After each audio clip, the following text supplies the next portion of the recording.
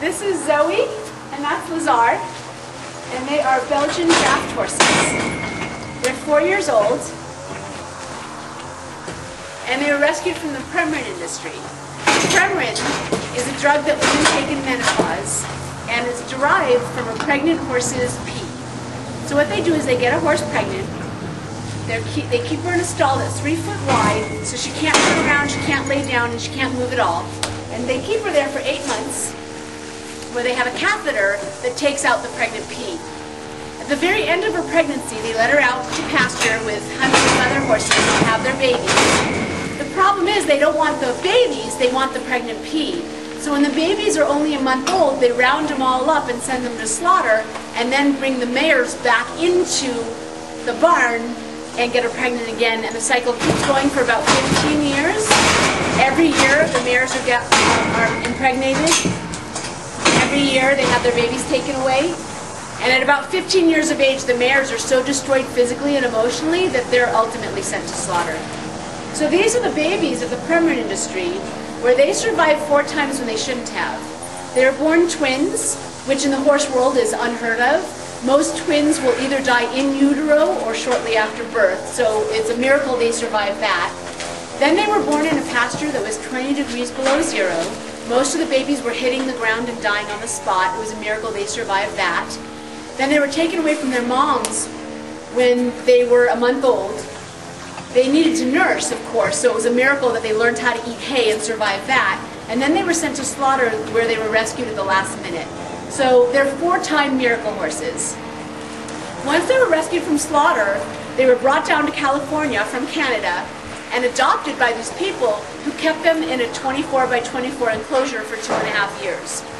So by the time they were 3 years old and 2,000 pounds, they didn't know how to eat carrots, they had never been brushed before, their feet had never been trimmed, they had never been led up and down a hill. They really didn't know how to be horses. So even though their bodies were enormous, their minds were still babies. Then they were returned to the rescue, who asked us to take them. So we took them in and had to teach them from the beginning how to be real horses. We taught them how to eat treats and how to be brushed and groomed and bathed and fly sprayed, how to have their feet done, how to be handled by the vet, and how to walk up and down a hill. They've been through all that. At first they were really, really scared and withdrawn, but very quickly they learned that they were safe.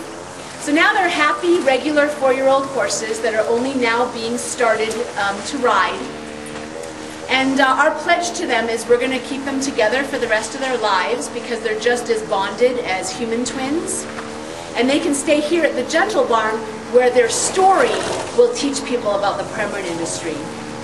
The truth of the matter is that not sufficient research has been done on the effects of human beings digesting horse urine. So the studies of what that does to the human body long term isn't been known yet, so that's kind of scary. Also, there's synthetic alternatives, there's homeopathic and natural alternatives, there's a lot of alternatives for women in menopause to support their bodies hormonally without the use of horse urine and without the enabling of cruelty to baby and mommy horses. The problem is that they're about the Premarin, because what happens is a woman will go to her doctor will say, here, take this pill, then she goes home and takes the pill, and that's it. There's not a discussion about where it comes from, and the last thing people are going to think is, oh, well, is this from a horse pee? I mean, nobody's going to think about that. And so there's not a lot of knowledge of this drug. And so that's why we're so grateful that these horses are here at the Gentle Barn, because when we have visitors, then we can tell their story and we can start spreading the word about the Premarin industry and about what these horses go through. It is so not necessary. It's a multi-billion-dollar industry, so you know, it's great for the drug company that they're making money, but it's not good for women, it's not good for the horses.